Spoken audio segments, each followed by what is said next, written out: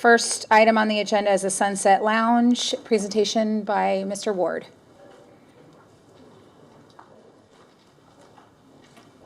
Good morning. Morning. For the record, of course, I'm Jon Ward. I'm your CRA Director, and today we are going to talk about the Sunset Lounge project, the culmination of which is we're going to review the guaranteed maximum price proposal from our construction manager at risk. I've got staff here today to answer questions. Our architect's with us. Cooper Construction has their team here today as well. So anything that you want to know about this project, it's a good time to ask it. So to start, I wanted to do kind of a level set today for everybody, and especially the newer commissioners that weren't here from the inception of this project. And I've been asked about 100 times by folks over the years, how was it that we settled on the Sunset project, the Sunset Lounge, as a project that was worthy of our attention, time, and treasure? And I wanted to take you back a while to the Stull and Lee report. It was officially called the Northwest Neighborhood Strategic Development Plan, but everybody in the neighborhood calls it the Stull and Lee report. And Commissioner Nearing and I were talking about it this morning, and he said, you know, this is the Bible in the Northwest neighborhood for development. It's the first significant planning exercise that we did in that neighborhood, and unfortunately, as so many times it happens, we do these great planning exercises, and then it kind of gets stuck on a shelf. So when I got here, the first thing I did was start reading things. And I read the Stull and Lee report, and it was incredibly informative about the needs of the community.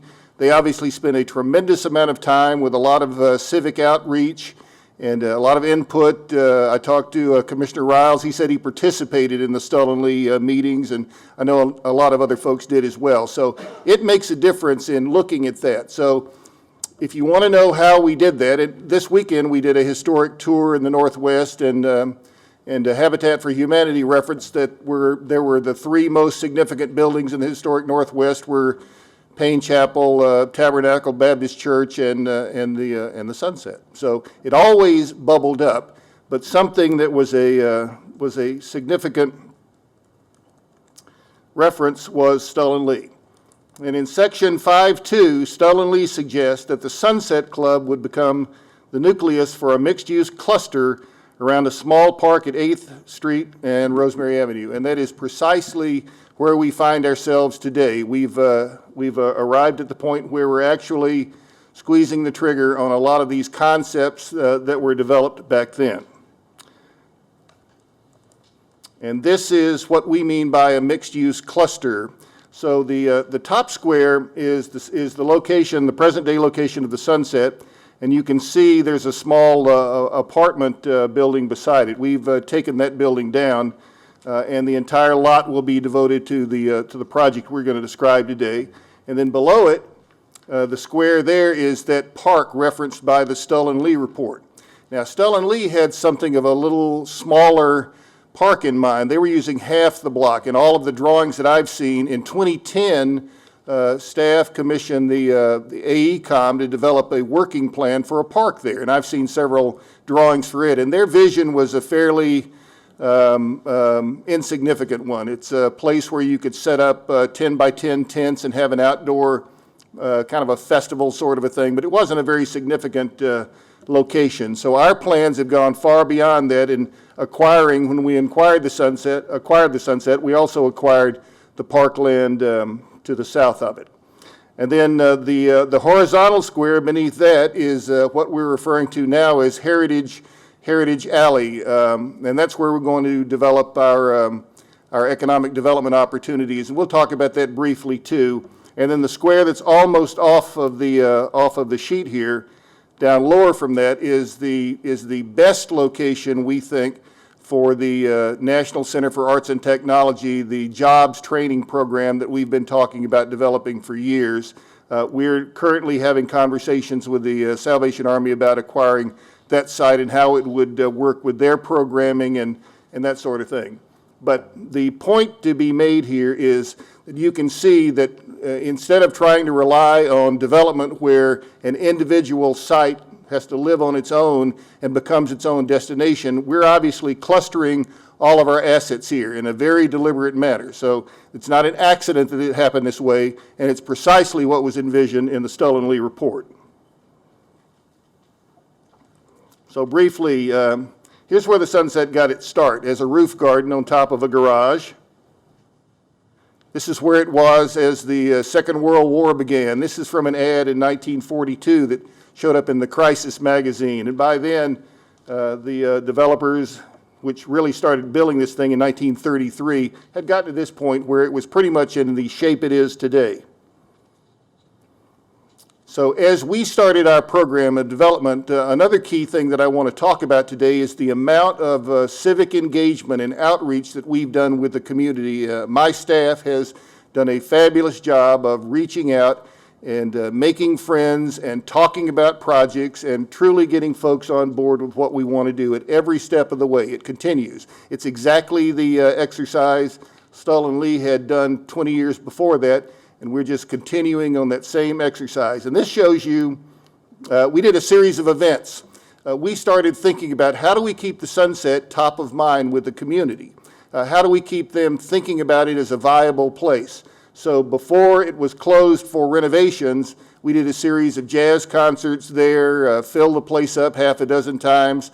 We were showing, at every one of these events, we showed drawings and posters about what the Sunset could be, what was it like, and we had people talking with folks, getting their opinions on what they thought about potential plans. And you can see here, they're working with very simple kinds of exercises and showing us what you think would be an appropriate thing in the neighborhood. Now we've discovered, I have a staff member, Alicia Wynn, and Alicia, of course, many of you have met her, has her doctorate in applied cultural anthropology. And Alicia has taught us a lot of things about the nuances of dealing in communities. And one of them was that if you have surveys and you expect this community to fill out a survey, you will never have your surveys filled out, because the community will stand and talk to you till the cows come home. They'll tell you everything that you want to know. They will talk to you for as long as you want to talk. But if you hand them a piece of paper and ask them to fill it out, you will have a whole bunch of unfilled paper. So what we were doing were exercises so that folks could very simply give us opinions and some guidance on things that they liked and wanted to see, not only at the Sunset, but also in the neighborhood from an economic development standpoint, and the park too. So here we're looking at, what do you want to see in the park? Do you want to see fountains? Do you want to see basketball courts? Do you want to see play areas? Do you want to see areas for concerts and all of that sort of thing? So we did this over a series of meetings over more than a 2-year period. You may recall that in 2016, this agency won the Knight Foundation's Cities Challenge Grant to do civic engagement in this community for this project. So we've literally, since 2016, been working in the trenches, working with the community, having literally, I would say, more than 100 meetings, small and large, with the community, listening to what they wanted to see. And then we did events. This is a pop-up park. So we literally went and built furniture to furnish the park and laid it out. So how do you think this works? So this is us assembling things in the morning with some community volunteers, putting things together. And again, ongoing constantly, talk about what you want to see here. Tell us what you want us to do. Pop-up park number 2 got a little more elaborate. The pink thing down there was an entrance to the park. Imagine walking through this kind of an entrance. Should it be trellises, or what would you like to see? The kids, I can tell you, this is where I discovered that our Parks Department apparently has a rule that we don't allow tree swings. But I can tell you that the tree swing was the most popular thing in that park that day. and there were never fewer than 3 kids on the tree swing. And how popular was it? They broke the tree swing. There were like 6 kids on it at the end of the day, and finally it gave up and fell down. So Probably why it's not allowed. yeah, that's probably why. But so this is community engagement in its truest sense. Fabulous stuff, great concerts, but again, everywhere you can see my staff. There's Gina there in the lower left. We're walking around surveying folks and getting opinions in everything that we do. And this is the point of the exercise. The point of the exercise is family and community building. This is why we're there. This is what we're doing. So, and from that, we developed this plan. This is the Sunset Lounge 2.0. Our architect's over here. Darren, raise your hand, say hi. When we first started talking about the Sunset, the initial conversation was that we could take the original building, which is on the left there, the one with the round top, and we thought, well, if we went to the north side of the building and we just did a tower on the north side of the building, it would encompass the kinds of things that we needed in the building. This is obviously not an ADA compliant building, so you can't get to the second floor without going up an incredibly rickety concrete stair, which I can't believe everybody doesn't fall down. I can't walk up the thing, and I can't imagine after 3 cocktails and seeing a great music show that you're going to make it down in one piece. So you can't get anybody upstairs. The bathrooms were built in the 30s at some point. Horrible. God bless you women, because as a guy, I wouldn't go in the men's room. I can't imagine the women's room. It was miserable. And everything else that we needed over there. So this is, we went from a small little bubble concept on the north end of the building into what if we built what was really needed in the community? What if we take this from the standpoint of what would we build anywhere? What is the best thing to do on this site? So, and that lets me reference one more thing that I want to talk about from the Stull and Lee piece. Stull and Lee had in their far-reaching and foresight-filled report, they had three conditions, what they call conditions for success. These are the 3 things that you had to do to be successful in this neighborhood. Guess what the first thing is?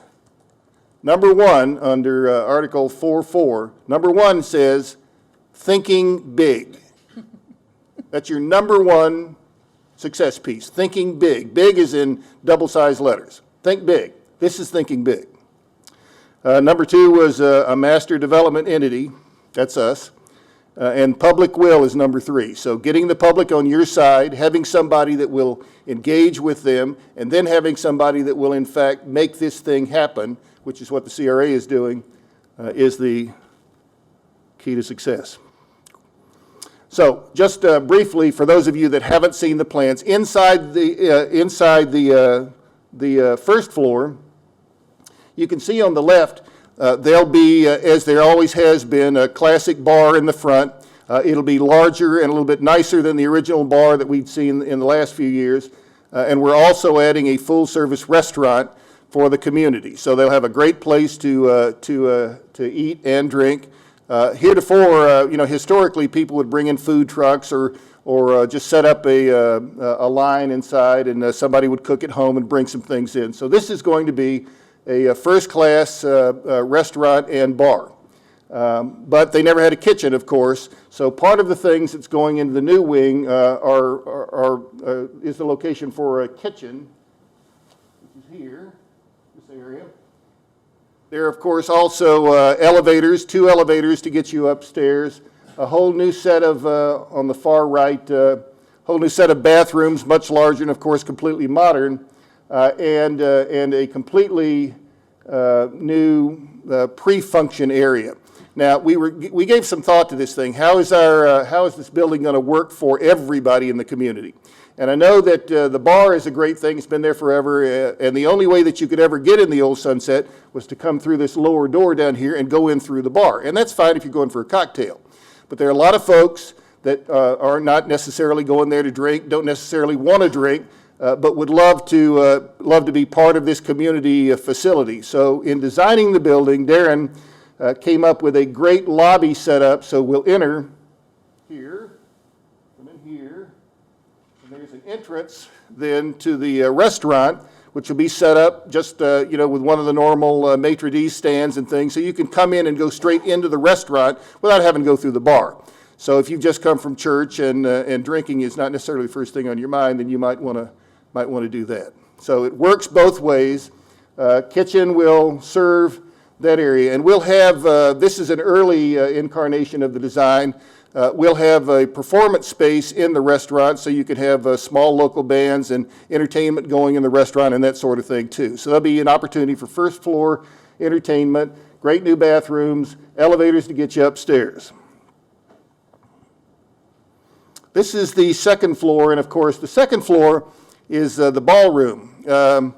Sometime in the 1970s, the owners of the building decided that big music venues had died. Nobody was doing big band music anymore, and the need for ballrooms kind of went out of fashion. So they went upstairs, and it's a double height space in there, even though it's only a two-story building. It's a double height space, and across the mezzanine, they floored it in, and they built a series of apartments, 2 floors of apartments upstairs.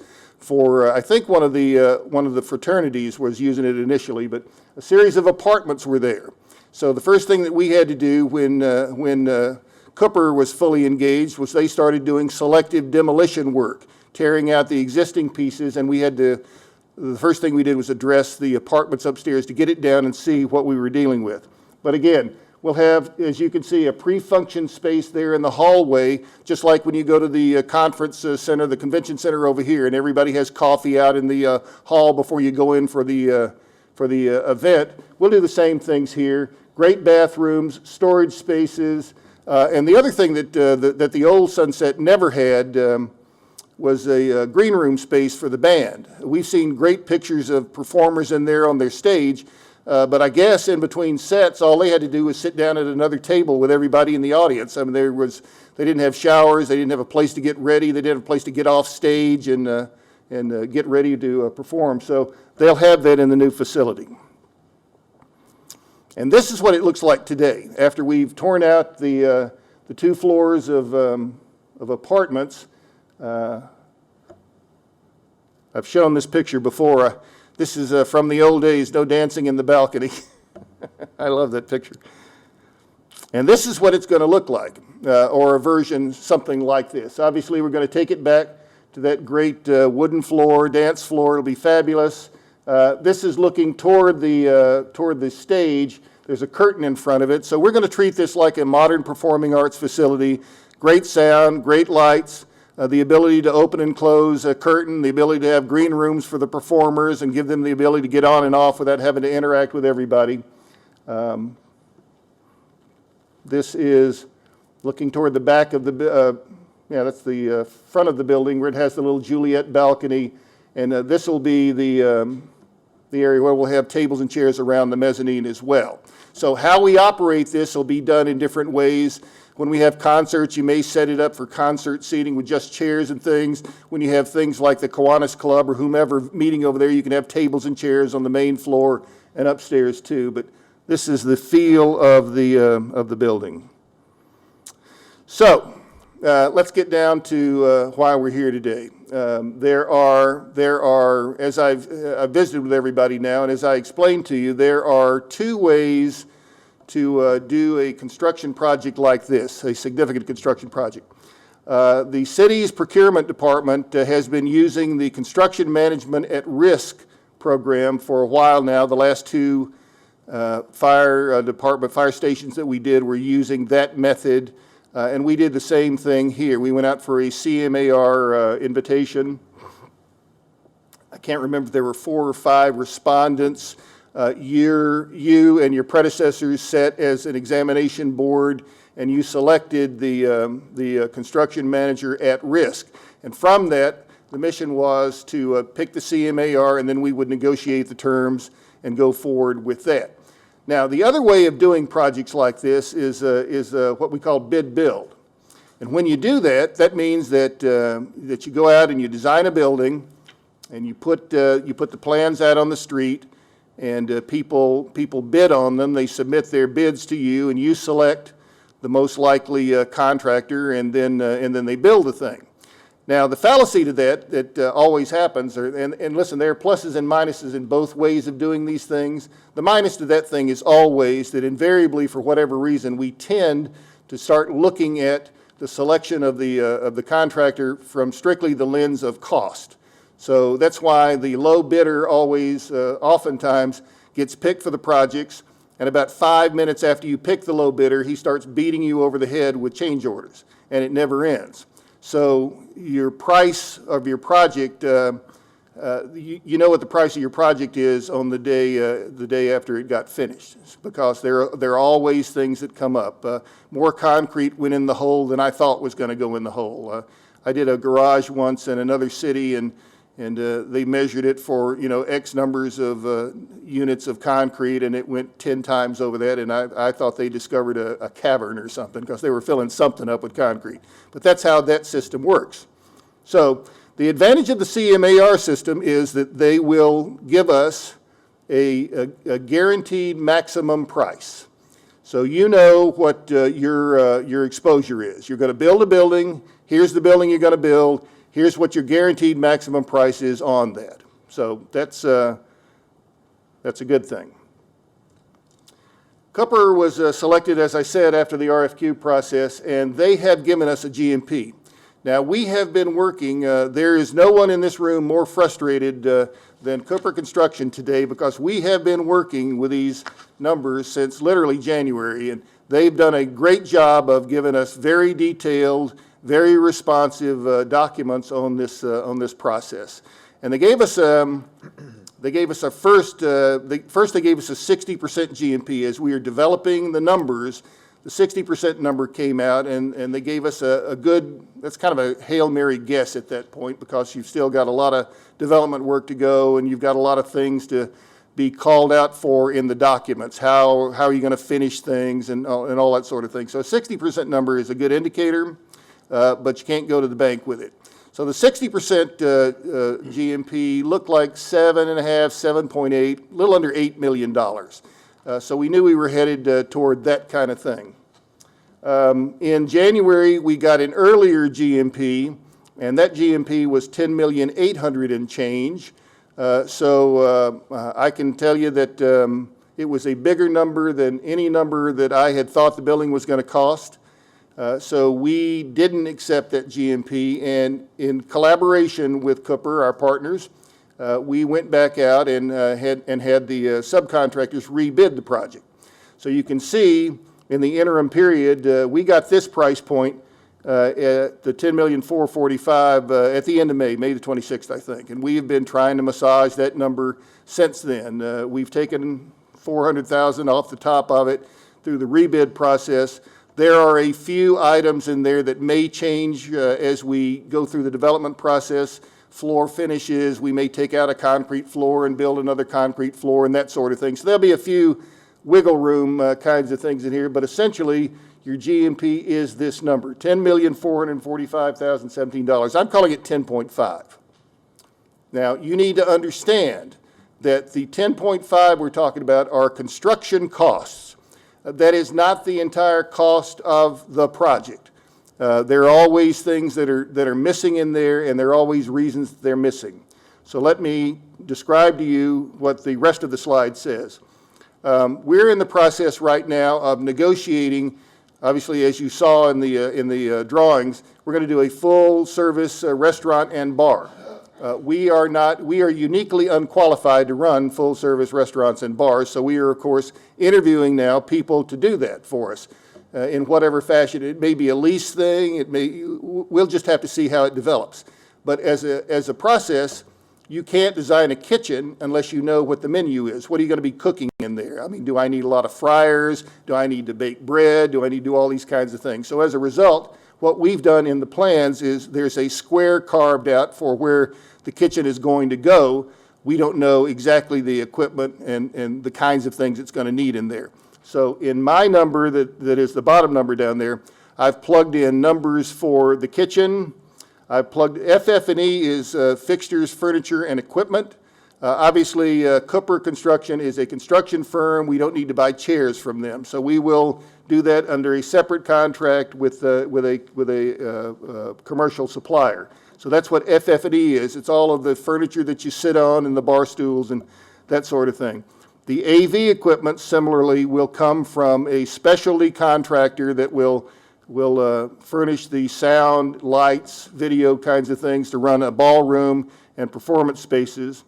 There's an allowance for finished carpentry for the front of the bars and things like that.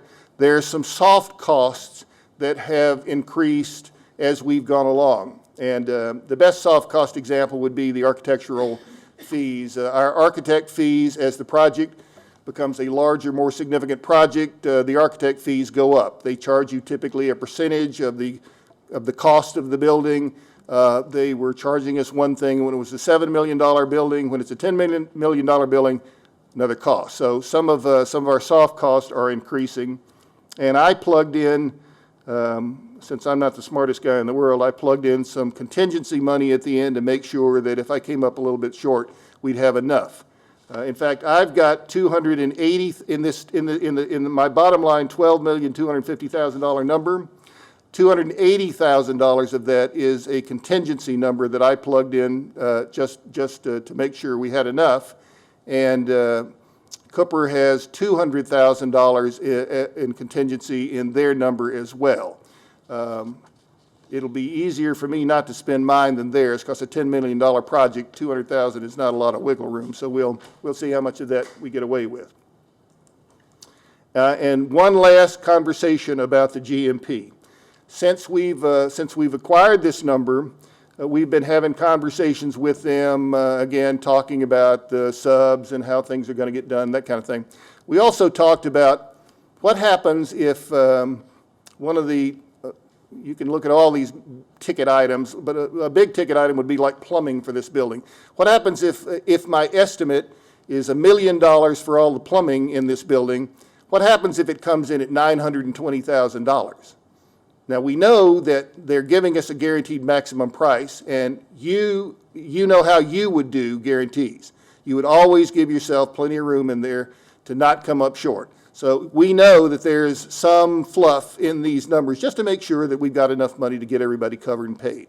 So what if it comes in that way? What happens then? Do I get billed for the $1 million, or do we get billed for the $920,000? So what we've negotiated with Cooper through Frank is that if the numbers come in under the GMP, if each one of these line items comes in less money, more inexpensively, than their bid indicates, we will split the difference in the savings. And we've negotiated a 60-40 split in which the CRA will get 60% of the savings, and they, for their diligence in getting us a under budget price, will get 40% as an incentive. We think that's fair, and we also think that that is a good way for you to have a level of comfort with only having one number. So I'm not bringing you today 3 numbers, pick a contractor who's the cheapest. I'm bringing you a guaranteed maximum price and an arrangement in which, if the price points come in lower, that we are able to participate in that savings. So, and just briefly, this is the jazz park that was envisioned in 2010 by AECOM. It's that small half a block thing, just a kind of a lawn for putting up events. But I wanted to show you, in fact, there's Jackie Cooper front and center in the middle of the picture. I wanted to show you, again, part of the events and looking at the park. This is a specific park planning exercise that we had at the Kinsey Center. A bunch of folks showed up. I have to tell you, I'm astounded. We had a 4-hour planning session and nobody left.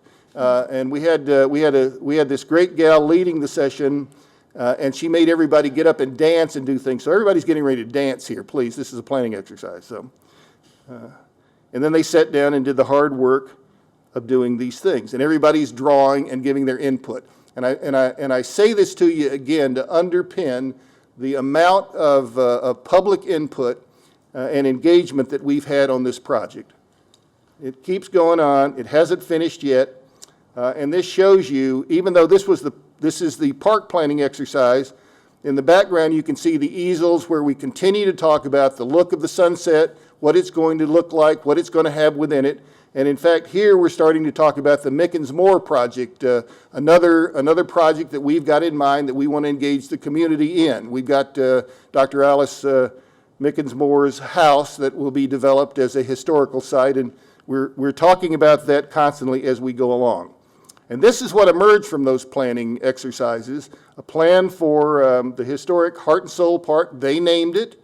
It will tell the story of the African-American experience in Palm Beach County, and we want to tell it warts and all. So this will be developed as a story by the community and be an interesting exercise. This is kind of what it'll look like. And then again, on the south of 7th Street here, that's the location for the Heritage Alley. And again, we've seen this before, the twin matched shotgun-looking houses that can be used as live-work spaces, or imagine if this were a restaurant, that the back building could be the kitchen and a bar, and the front building could be where you serve most of the food. Or if it were two retail businesses, imagine businesses that work well together, like a hair salon in the back and a clothing store in the front, or something like that. The ultimate goal of this is for us to put it in position so that the local community can actually buy these buildings and the business owners can own their own buildings. And we'll get to that further on down the road. But I wanted to tell you that I've got the 60% numbers from Burkhardt Construction on this. So 7th Street and the alley for the Heritage Alley looks like a $2.9 million estimate. The buildings are going to cost us about $1 million to develop that. And we've got, I think the road work also includes some of the park. Don't we have the park number? I don't think I got that on here. We got a park number?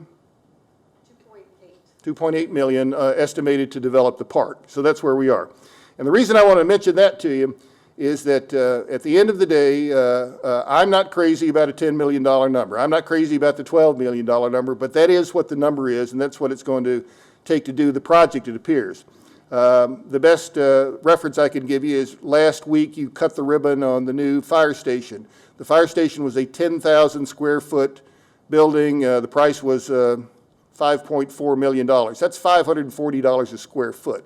Our price point is something a little north of $500 on this project, $510, $520, something like that. But it's a significant number, but that's what the numbers seem to be rolling at.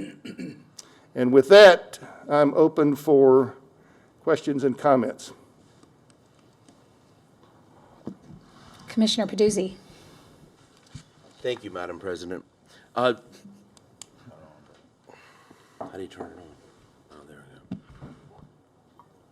go. Okay. So, turning back to the guaranteed maximum price, which looks like it's still up there. So if I understand you correctly, we're not guaranteed to pay the maximum price, which is the way it kind of ordinarily works in a GMP situation, right? Typically, yeah, you get a price and that's The your price. reality is that you end out paying the maximum price, Yes, sir. even if it were to come in. Yes, sir. We're hoping it comes in under budget, and we'll work toward that, but you need to understand that that's your exposure. Okay. So there's line item things, obviously, and assuming that any one of those line items comes in under the bid amount, the amount that was allocated, Yes, sir. then we're splitting the difference of that 60-40. at 60-40. Yep. Not each line item. This is Arturo Cantero. Arturo is on your staff at CRA. He's my construction manager with years and years and years of experience.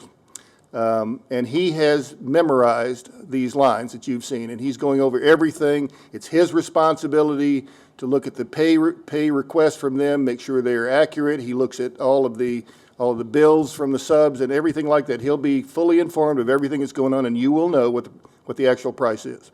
I guess it's not each individual line item, it's the whole project as a No, whole. it's each individual line item. We're looking at everything that comes in. So that's why I gave the example of the plumbing. If the plumbing comes in at that lower number, we're looking at the plumbing, not at the project. I understand. Thank you. Yes, sir. Now, let me say one thing if I could. While we're talking about money, The $12 million and change that I've estimated for the total price is coming out of the CRA's TIF money. This is not bonded. We didn't go out for a bond for any of the Sunset project. I've got a little over 2 or 3 million in this year's current budget. We knew that we'd probably start construction this year. We didn't know what the number was going to come in yet, but we wanted to make sure we covered ourselves. And then we have already in our proposed budget that we're going to bring to you in about a month or a couple of weeks, we've got the other $6 billion identified out of TIF. So we have the money to do the project, and it will come out of your cash flowed TIF. It is not a bonded money. So whatever that number is, we can cover it. We've anticipated. That's anticipating that you will approve, of course, the budget that we propose to you. Thank you. Commissioner Riles? Where did this project start in terms of, was there a bid done initially? Madam President, Commissioner, the project started when we recognized the importance of the building to the community, and it was owned at the time by some local real estate investors, the Caminester family. And I started taking the Caminesters to concerts, actually. We went out to clubs and to schools. Not to cut you off, Mr. Well- Ward. I'm trying to find out, how did we get Mr. Cooper? Oh, well, we got Mr. Cooper as we went through a process. We issued an RFQ. We had The RFQ was for what? request for qualifications as a construction manager. And did they give you a price at that time? They did not. No one did. They only were there to determine their qualifications to do the job. Okay. So at some point, someone gave you a price? No, sir. The only time we've ever operated off of prices is if the architect, as we were starting design process, said, well, I think it's going to cost about this much, but no. So this is the first time that we've gotten a price? Yes, sir. Okay. All right. Sorry for taking the long way. I didn't know where you were going. Thank you. Commissioner Neering? Thanks. Thanks for your presentation, Mr. Ward. Yes, sir. So first a comment, and then I have questions, and but I'll kind of go to the comments first, or the comment first. So I think this is could be a great case study in what happens when a city commissions a study. I believe the Lee study was released in 2002. And we're in 2019, so 17 years ago. And at that time, the city paid approximately $170,000, which is a significant amount of money today in 2019. We paid that in, I guess it would have been 2000 or 2001. And to your point, and thank you for at the beginning of your presentation, talking about some of the comments around the Lee report. And in the report, you know, as you have articulated, the Sunset and the development of the Sunset was critical, right? For they deemed, we commissioned, and they deemed that as a part of the community, this development of the Sunset would be critically important. I can only imagine if, and this is not to say other commissioners or commissions and administrations didn't think through this, but again, 17 years later, we're looking at a GMP construction total of $10.5 million. I wonder if that study had not sat on the shelf for 17 years, the price that we might have paid, maybe half of that. So that's just a comment, and I mean, I get it. It's very frustrating, but it is the reality of what happens sometimes with these studies that we commission, and they sit on shelves. And now, if this is approved and goes forward, as I support, and I want to talk about why I support it, but we're looking at almost $12 million. I believe in our city, I believe that there are several projects that move the needle. I believe the golf course in 8111 is one of those projects. I believe the anchor site is one of those projects. Our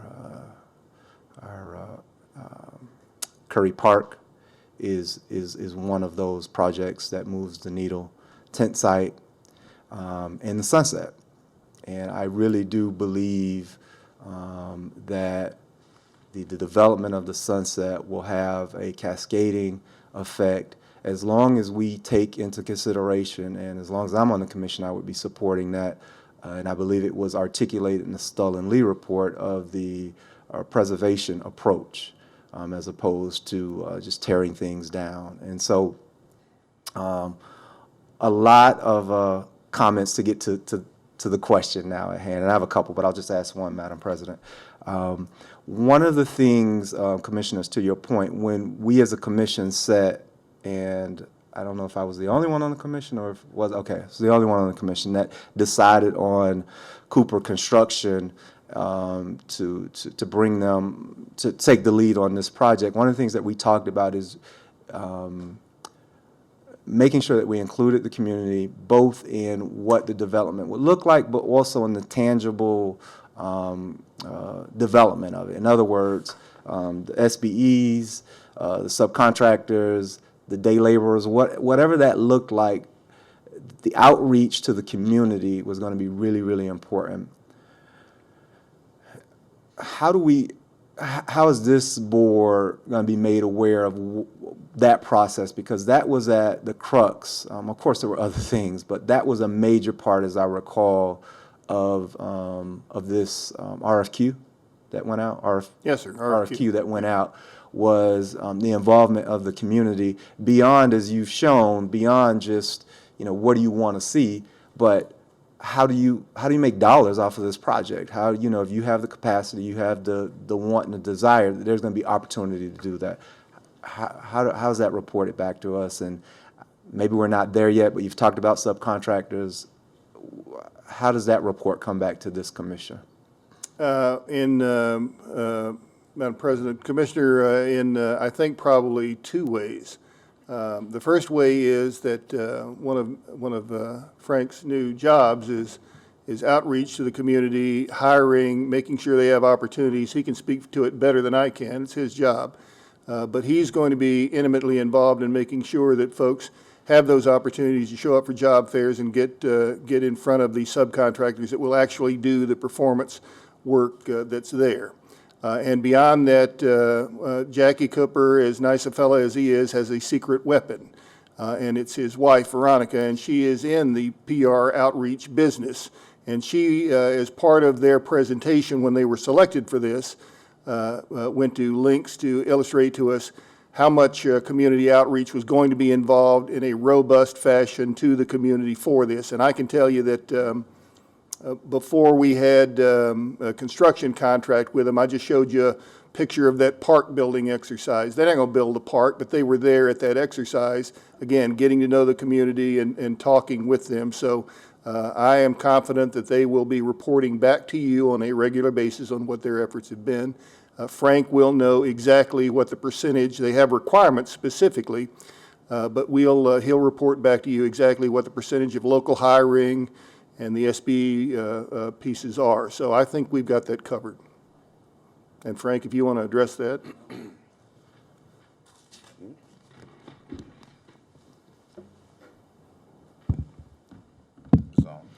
Thank you. Frank Hayden, today, Director of Procurement. Not sure what it'll be tomorrow, but whatever job it is, I attempt to take it on. Yes, we track all dollars spent on projects as it relates to SBs or MBs or WBs. As I was sharing with the mayor just the other day, last year, over the quarters, we spent about $9 million on SBEs, whether they're primes or subs. That was over the whole 4 quarters of last year. This year, just in the 3rd quarter of this year, we've already exceeded that $9 million that we did for last year. And that comes from capturing the dollars spent on each of our contracts for subcontractors SBEs, MBEs, and WBs. So we work very closely with the contractors to get that information. We send them communication. If our numbers don't quite match up, they verify what their numbers are. So we track that information, and we keep track of that, and we provide that to you all on a regular basis in terms of where we are with our dollars being spent. Can I ask a If I question? could, while you're here, Mr. Hayden, it sounds like we might have a few more questions for you as well. It's my understanding that the CMAR process also allows us to be more involved in the subcontractor selection process, and I understand the CRA staff was involved in that process. Is that one of the pros that Mr. Ward talked about that, was a pro in your mind as well? It does allow you to have some involvement in terms of the cost on that. We try not to interfere in the relationship between the prime and their subs. That is a way to ensure the fact that if the sub doesn't do what they're supposed to do, then the prime can't come back and say, well, if you hadn't asked me, then I never would have gotten into that. But we can have input, and 90% of the time the prime does listen to our concerns as it relates to that. That gets us there. The primary value that people see in CMRs is the cost. As Mr. Ward indicated to you, strict bid contracts, normally the change orders will drive you crazy. In this case, you've got a number, and for most of those primes are going to work very, very hard to stay within that number because they don't want to eat the difference between them. So it is the cost that generally drives us towards CMs at risk. Great. I'm sorry, go ahead.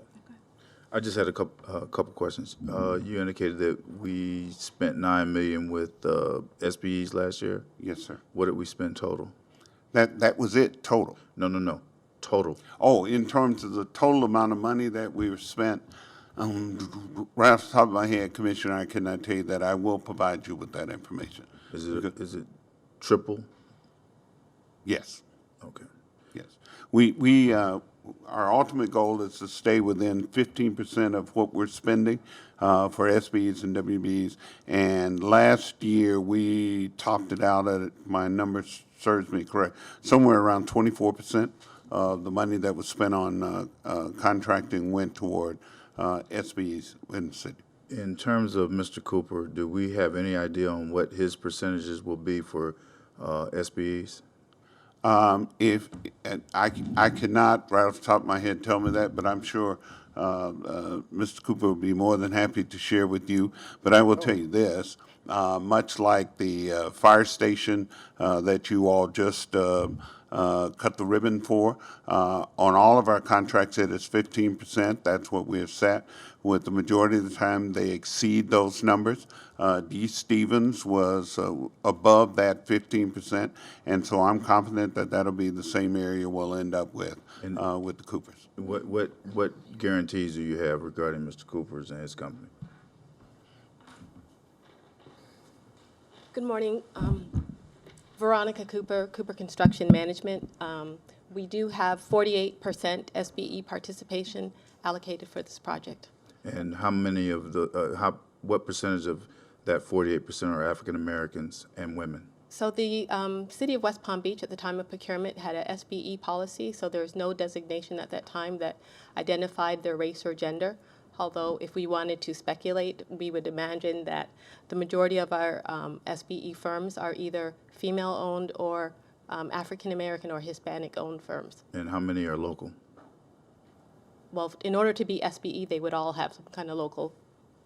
They would either be Palm Beach County or within the city of West Palm Beach. So you don't know how many African American firms you have? Again, the designation, but I know that our plumber is African American certified with the county. We have a African American owned firm who's going to be doing all of the staffing, and also an African American owned firm. Andrew Lucci, A&A Associates. We also have an African American owned firm who's going to be assisting us with temporary staffing on the project for each of the subcontractors who are looking for additional labor. So that number can go up through their participation with their assisting of the subcontractors. Commissioner Schoaf. Thank you, and thank you for your presentation. This is a project I know predates back to my days on the commission too, so there's just some things that I want to make sure I understand, and my commentary is on the process. I know Cooper Construction has been a great partner in the demolition, and so, you know, as I look at this, I look at it how I would look at any kind of construction project and saying, if I were doing this in the private sector, I would get 3 bids no matter what the methodology, whether it was max price or whether it was bid build. So going back in time, again, not being on the commission during that period, we have basically what adds up to a $20 million project when we look at the park and everything all in, broken up into various, you know, we have the road, the building, the park, and on this, we seem to have coupled the demolition and the rebuild. So is that the way it was sent out at the time? Whenever we did the bid, it was for an RFQ on demo and rebuild, and why did we couple those together if that was the way that it was presented? Madam President, Commissioner, they were coupled together because we viewed, especially since this is primarily more than 60% of this project is a historic restoration project, we viewed it as a learning exercise for the contractor that was going to rebuild the building to be intimately familiar with the building conditions as they existed. What kind of shape, we had mold remediation done during this process. They were the ones that removed the second floor apartments, so they know intimately, again, the state of the blocks upstairs and what they're going to have to do for bracing the mezzanine floor with the bracing and just any number of things. So we thought it was a smart thing to do, frankly. So at this point, Also, let me point out that they had on their team, Hedrick Brothers, who are also listed as their experts on historic restoration projects as well. So they brought that to the table as well. So we had the ability to have folks that were experienced in historic restoration and would get familiar with the build back. sure, and I certainly agree with that, having done several personal historic renovations, that it's Right. important to have that kind of expertise. And I guess the challenge that I face at this point is when we're looking at a number, be it 10, be it 12, all in at the end of the day, there's no real comparison that we have. And that, to me, would be the best way to analyze this is whatever methodology, and again, positives and negatives to both, to say what is the maximum price against 3 bidders, and take a look. Again, I understand it's not always just on cost basis. Sometimes it's on performance, a la having a historic renovation specialist on your team. But how can we better apples to apples comparison so that we just get a litmus test?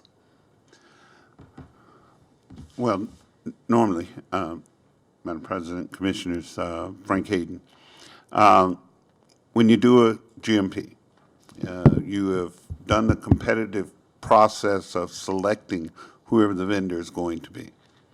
And then you work with them and negotiate with them on the price. Then to turn around and ask others to compete puts the person that you initially selected at a disadvantage. If we were going to look at what our cost was, then we should have done a straight bid in terms of that. To now come back and ask others to compete based on the work that's already been done between the current prime and the architect on it, as I said, just seems to me to put a disadvantage to the team that we have put together. Having said that, if you all, as a commission, direct us to make that happen, then we'd be more than happy to figure that out. Thank you, Mr. Hayden. I think Ms. Rothenberg has a comment on this as well. Generally, the statute has a 2-step process. The first step is to identify the qualifications of the firms that are submitting. And in that step, you identify the top, you look at the top 3 and then select who you're going to contract with, which is the second step where you come up with your price. So your price isn't in your original selection because you're looking at qualifications under the statute, and the process the statute sets up. And that's for the construction manager at risk as opposed to the straight bid. If I could, Madam President, Commissioner, the only comparison, the price comparison that we were able to do was in looking at the subcontractors.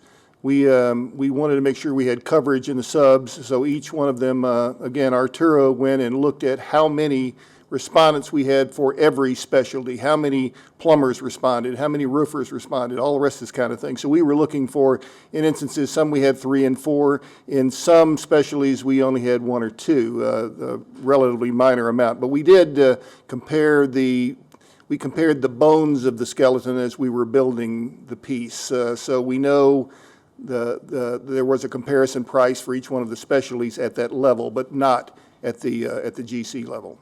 So just to follow up on that, and it kind of leads into the second piece of this, on any bid, whether it's max price or whether it's bid build, I, as the contractor, I'm placing a bet, in essence. I'm going to say my plumber is going to cost me, to your point, $920,000. But there's nothing within there that specifies, I mean, you need look no further than the plumbing aisle at the Home Depot to know you can get a faucet that's plastic for a cheaper number than you can get a brass cast faucet. So as far as the quality specs, is that Arturo's job? No, ma'am, that's Madam President. Madam, that's the architect's job. He specifies that. He gives a large document to the contractor specifying down to the nuts and bolts exactly what he gets, the type of hardware in the bathroom, the type of toilets, the kind of elevator, all that's specified by our architect. That's the only way we can make sure that we've got the kinds of material that we're interested in having. And so when we have those spec sheets, that was all provided to some contractors to make sure we were bidding apples to apples on those subs as well? Yes, Okay, ma'am. Thank you. I will say, as a follow-up on that, there are half a dozen items that we are still looking at that could shift the price, you know, maybe $100,000, $200,000. And the example, here's a good example. I can't recall, did we specify pre-finished flooring on the ballroom floor initially, or? So initially, we were going to stick build the ballroom floor, bring it in 2x4s, build you a floor, mop it out, finish it. That's a cost attached to that. We have discovered there is a significant savings in getting a pre-finished floor that goes there. So the architect agrees that's an appropriate thing to do. They bid it out on that price point, and that price got adjusted. So I understand now, at this point where we are, having presented a price, where if you're going back out to bid, there's an unfair advantage having known that this is the price to beat, right? So I get that notion as well. But from a value engineering perspective, have we gone back over with the architect on things just like we've described on the floor to say, what else can we value engineer out of here that brings this price down? Ma'am, I can tell you that that is the reason that we got our first GMP in January, and it is the end of July, and we are still kicking that can around. It's because we have been doing precisely that. Value engineering the piece. We went back out to subs to make sure we had adequate coverage on the subs. We didn't feel we had adequate coverage on 1 or 2 of our items. Rebid those things. The architect has been intimately involved in this. He's sitting here today to answer any questions that you've got. But we have been with him and argued. We're still arguing, as I told you the other day. We're arguing about, do I want to put in a chiller system or do I want to put in a split HVAC system? I can save $100,000 if I put in the split system. I want to know how much it costs me to operate that thing, because if it costs me $30,000 more a year in my electrical bill 3 years from now, so what? I didn't save a thing if I have a better machine. There are advantages to both. So those are discussions we're still having, frankly.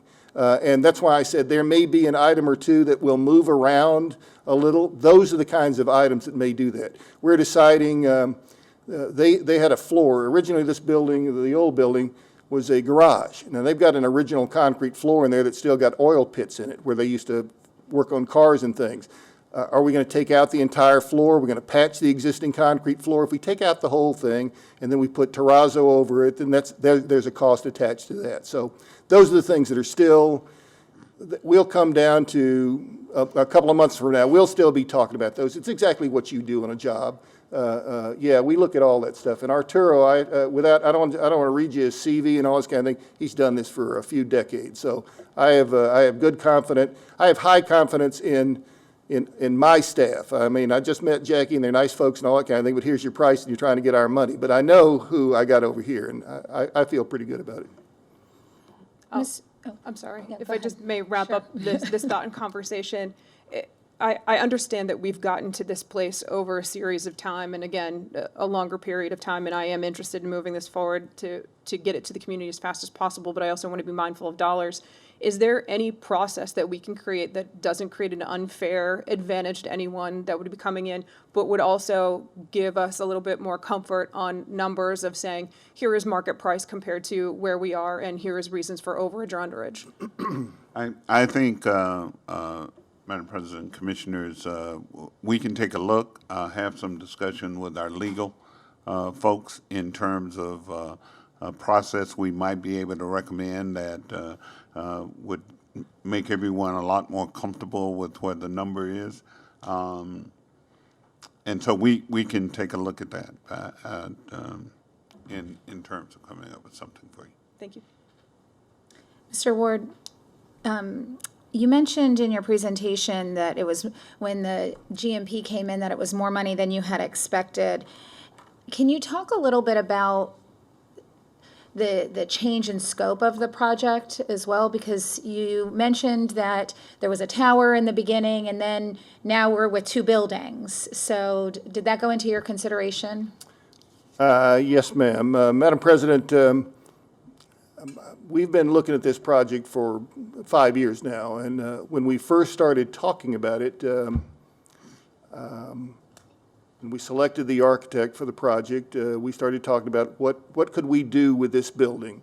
And the original conversation that I had with the principal of our REG, Rick Gonzalez, Rick says, oh, you know, it's $2-3 million repair for the existing building, all the rest of this kind of thing. And then I thought, well, that was a lot of money, but we would scratch our heads about it and see. And from that, they developed this kind of Hail Mary balloon plan for the north end of the building, as I said. But the more that we looked at that, it didn't work. From our attitude on this thing, and I go back to conditions for success. Number 1, think big. We could Band-Aid the existing building.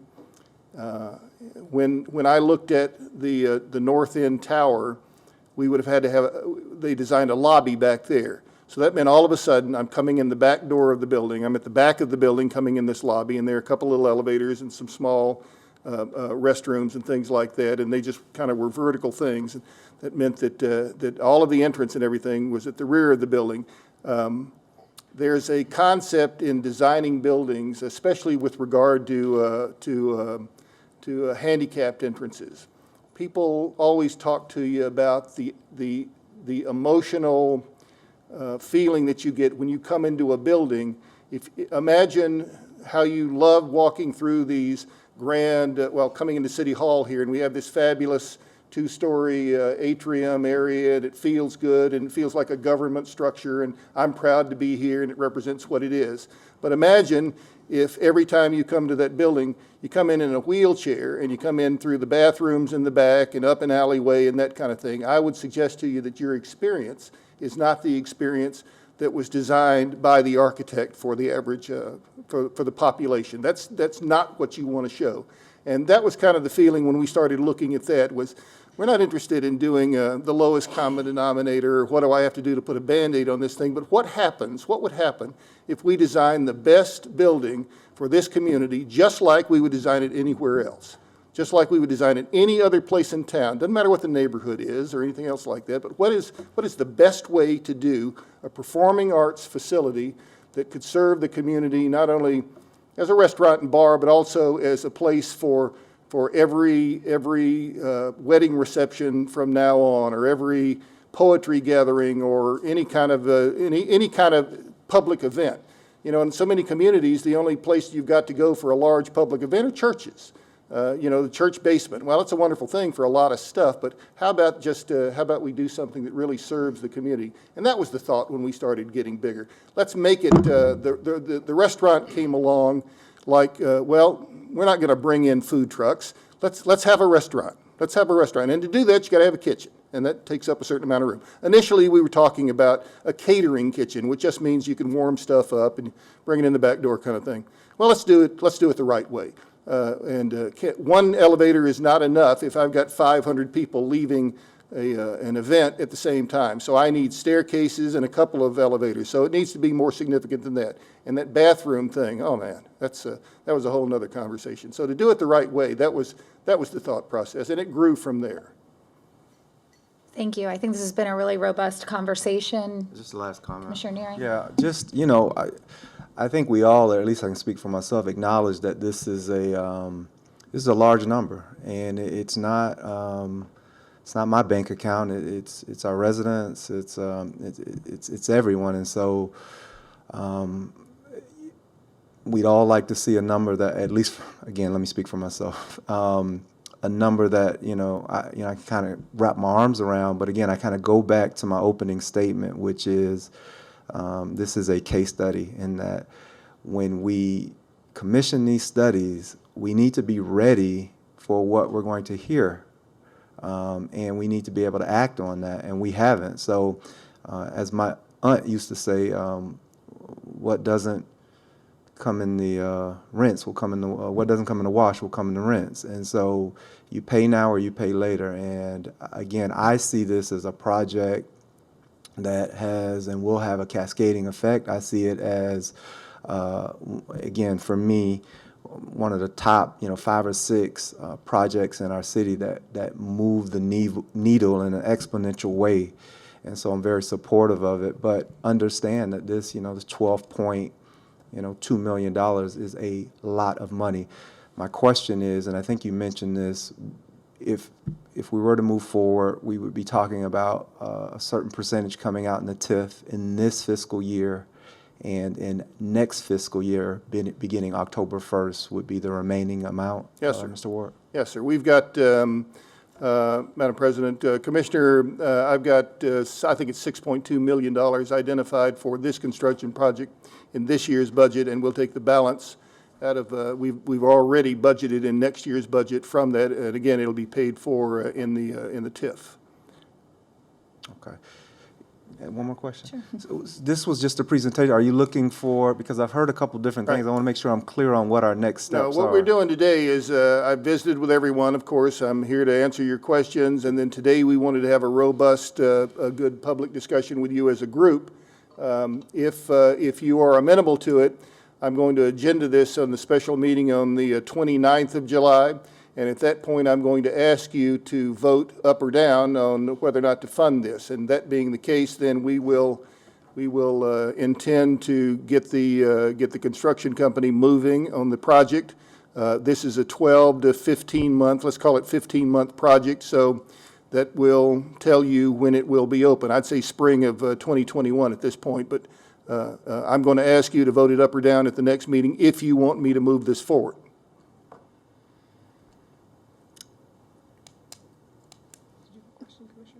Commissioner Schoaf had a question? So just to follow up to that, if we're talking about putting on an agenda, I know my request today was to try to find some way to compare these numbers. Will we be provided that prior to that meeting? Madam President, Commissioners, as I said, we'll have a conversation with our legal department. As I was attempting to run this through my brain as we were sitting here, we will try our best. I'm just not sure. And the reason I say that is because we have a team and the architect, which, as Mr. Ward pointed out, as things came up, they adjust price.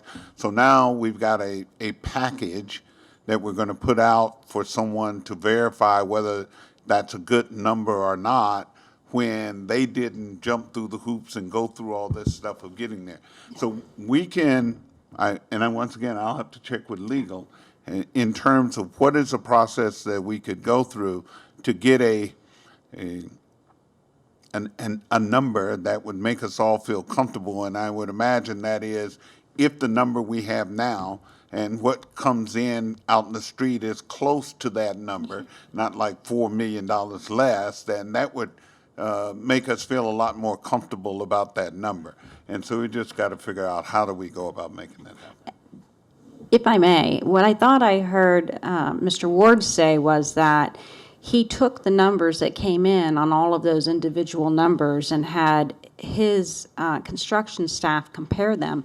They can certainly provide the comparisons and the information that they looked at to see that the numbers you were getting were reasonable numbers or not reasonable numbers, whichever it was. But I thought I heard John say that they looked at the numbers that were submitted and We've that they looked at it felt that on they the line were item, yes. good numbers. So he can absolutely show you the exercises that he went to come to the conclusion that he felt that the numbers were substantiated and fair in the market, and then you can decide whether or not that's a number that you want to go forward with. But as I sit here today, if you decide not to go with this particular company because of the numbers, I think you're, in essence, starting over in a new process. And not to say that we can't always improve on our processes, but when we followed the same process for other RFQ where we've selected one contractor and then not received 3 bids. Yes. And Madam President and Commissioners, for the 2 fire stations that we did, we went through a CMR on both of those. We made a selection for the firms which were going to build those. They went through this same process of working with the architect in terms of it and coming up with a guaranteed maximum price for each one of those. We came very, very, very close to where the engineer had estimated what that cost was going to be and where we ended up in terms of that. So yes, this is a process we've done before. It's a process that we have followed before. When you do a CM at risk, those people who propose on it understand if I don't make the first cut, then they will proceed along from there to with the company that they ended up selecting. So that is the process that we have been following, and for the most part, we've done a good job, I think, in terms of where we are. I clearly understand the commissioner's concern that when we go out and talk to people, we want to be able to say that here's the material that supports where we are. And I think our legal counsel has put forth a good suggestion that based on what Mr. Ward's staff did in terms of working with Cooper Construction and their subs, in terms of how you got to that cost and going back asking them again to get to that cost, maybe Commissioner Schultz, that can help you all as commission understand that they did the due diligence in terms of ensuring the fact that this is the best cost that we could possibly come up with to build this outstanding building that we want to do in the Northwest. Thank you. Last question, Commissioner Paducci. Thank you, Madam President. This construction stuff is kind of new to me, okay? But I do understand contracts and those type of things. Are we in privity of contract right now with Cooper Construction? Or is it pending approval from the commission? That's a law school word there, brother. I'm not on. You're on. Yes, I am on. I worked it in. You're in the negotiation phase currently, correct? And that's what you're trying to find out, whether or not you want to move forward. Commissioner, I don't know what privity means, but I can tell you that where we are in this process. executing. In contract. We are in contract with these folks. We entered into a $45,000 contract with them initially last year to start doing work on the project, selective demolition, and to help develop the project, working with the architect. And since that time, we've had 2 amendments to that existing contract as they have gone through the demolition process, and we replaced the roof that's on the existing building. So what I'm bringing to you on the 29th will be Amendment 3 to the existing contract that we have with them for the balance of the construction process. So yes, sir, we are. I don't know if it's privity or not, but that's where we are. So a follow-up. So yes, we are, but no, we're not for the Amendment 3. You know, Yes. we had a contract in place for the work that's already been Right. completed at And this it's been point, done. of course. Right, been done, and they've virtually been paid. We gotta owe them a little bit of money, but Okay. they're done. But for the work that has yet to be done, we are not in contract until this commission approves it. Yes, that would be. So if we, and this is where I'm going with this, if we open up this whole process and we start double checking the numbers and find that others come in higher, we could be opening a door to something that we don't necessarily want to open the door to. Commissioner, there's a thing called a peer review, in which you go to folks that are in the similar business, and you would ask them to bid on the project, or in fact give you an evaluation. We would have to pay them a fee to do that, a significant fee, because they are not going to sit there for 3 months and evaluate your numbers for grins.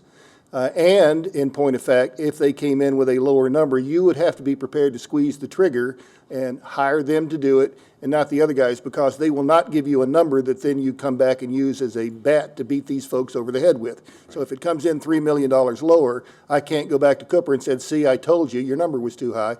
At that point, we throw the whole thing out the window. Commissioner and start over Peduzzi, hold again. on 1 second. So I have no problem continuing this conversation. It seems like it's that we all have continual questions on it. I do want to be aware that we have 2 more items on the agenda. So if y'all would like to continue this conversation, we're happy to, or if you'd like to move on and ask your questions directly and or at the next CRA meeting, I'm open to, as long as everyone's still available for at least another 30 minutes, I would guess, on the other 2 items. I guess the problem we have is that Commissioner Schoaf has asked that we may be provided with these numbers prior to this being considered by the commission. That won't happen. That won't happen. Okay, so we're continuing the conversation on this. Yeah, we Commissioner Schoaf. I just want to clarify what my ask is. I do construction projects every day, and you can make construction look like any number you want to on paper. So I'm not interested in trying to restart this whole process. What I'm interested in is how we got to the $10 million number, and I think the comparison that staff has already done will be sufficient to be able to take a look at numbers, because again, you can make assumptions about quality of product, et cetera. So my suggestion here is not that we start this whole process over and have a 3-bid comparison. We've gotten to that point already where now we have a number in front of us. I just want to understand how we got to that number in front of us. It sounds like there's been a comparison made already. I'm just asking that those numbers be provided before we're asked to vote on this. Commissioner, So- we can certainly do that. I'll have Arturo do his analysis on a simple thing, and then I'll give you all the background. I want to remind you that I commented that our first GMP that we got in, which I did not bring to you, our first GMP came in January, and it was 10.8 and change. I can't recall the exact number, but it was $400,000 north of this number, and as a result of our going back and negotiating, we've reduced it by that point, by that amount of money. But we have continued to look at the comparison of the subs, and I can give you that, and you can see for yourself, certainly. That would be sufficient for me. Thank you. Good. Commissioner Neering. Thank you.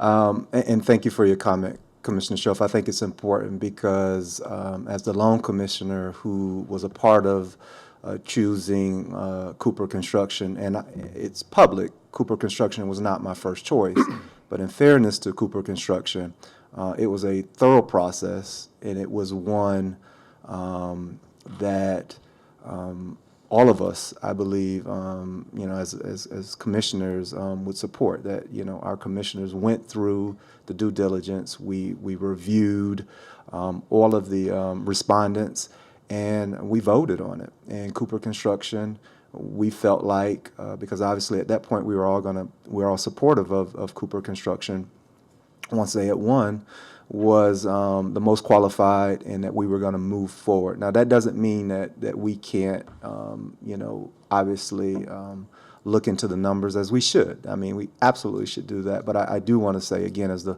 loan commissioner, that process, as you know, was not willy-nilly. It was, we took it very serious. We spent an inordinate amount of time reading the proposals, and then again coming up with someone to take this development forward.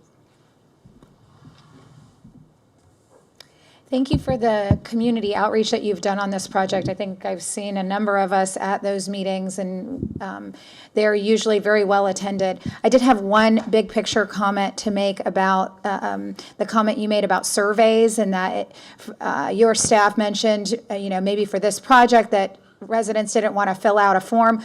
I would argue that that's generalization you could make for anybody who wants to give feedback. They'd much rather talk and, do the visual than fill out a form. And so, Mr. Green, I would, just share that with you and the rest of the city staff. That's a great way to get feedback.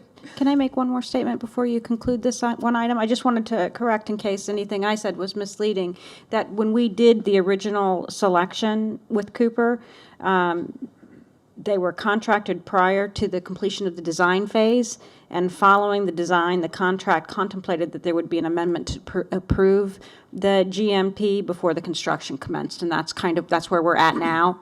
We also have 17 pages of backup for the amount if you would like to have those documents. Okay.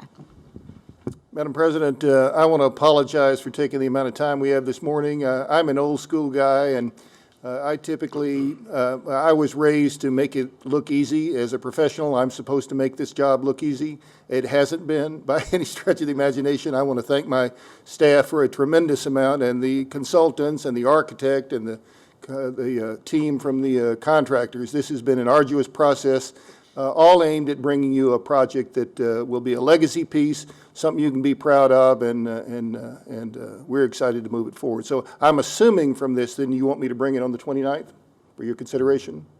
Sounds like there's consensus for that. Thank you. Thank you. And thank you for your presentation and summary as well at the beginning before you got into the numbers. I think that that's really helpful, not only for commissioners to refresh those of us or new commissioners, but also for the public.